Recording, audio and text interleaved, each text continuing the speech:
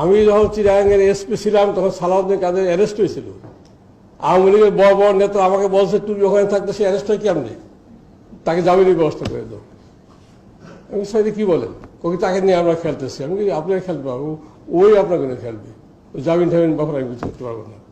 আমি যখন police commissioner তখন এই নজির রহমান নিজামী, মুজাহিদ, দেলাওয়ার হোসেন সাজিদকে অ্যারেস্ট করি, টিভি স্কুলে যখন আসে তখন আমাকে কতজনকে কীভাবে তিরস্কার করছে, কেন আমি গ্রেপ্তার করলাম, কার কথা গ্রেপ্তার করলো, কী জন্য করলাম, কেন করবো, আমি আওয়ামী লীগকে ধ্বংস করতে চাই, অতি উৎসাহী, নানা রকমভাবে আমি আমার চাকরি চলে যায়, এই অবস্থা ছিল। কিন্তু তখন যদি এদেরকে না গ্রেপ্তার করতাম, এরা পালিয়ে গিয়ে মক্কা শরীফে মক্কায় বসে বসে ক্যাম্প করতো, আওয়ামী লীগের বিরুদ্ধে ষড়যন্ত্র করতো, আর পাওয়া যেত না। কিন্তু আইনটাই তো ছিল ফল। আইনটা আপনি তদন্ত করবেন, প্রতিবেদন দাখিল করবেন, ট্রাইব্যুনাল আপনাকে গ্রেপ্তার অর্ডার দিবে, তারপরে আপনি অ্যারেস্ট করবেন। ওটাকে বসে থাকবে, ওটাকে বসে থাকে এগুলি হয়। এরপরে আমি কামারুজ্জামান মোল্লা কাদেরকে হাইকোর্ট থেকে বেরিয়েছে ধরে নিয়েছি।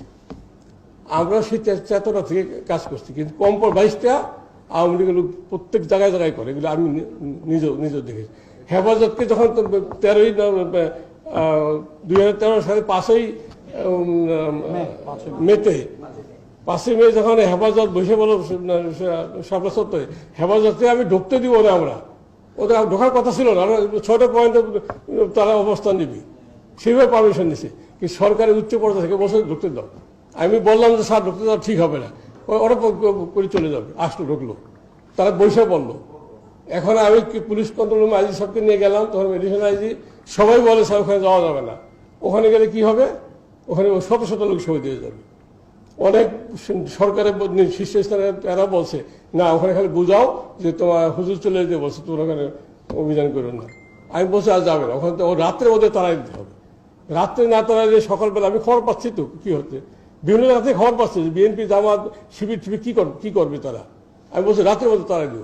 একমাত্র আমি কঠিন অবস্থায় ছিলাম যে রাত্রে আসা যাবে না, তারপর অবশ্য প্রাণ, তারপর রাজি হয়েছি।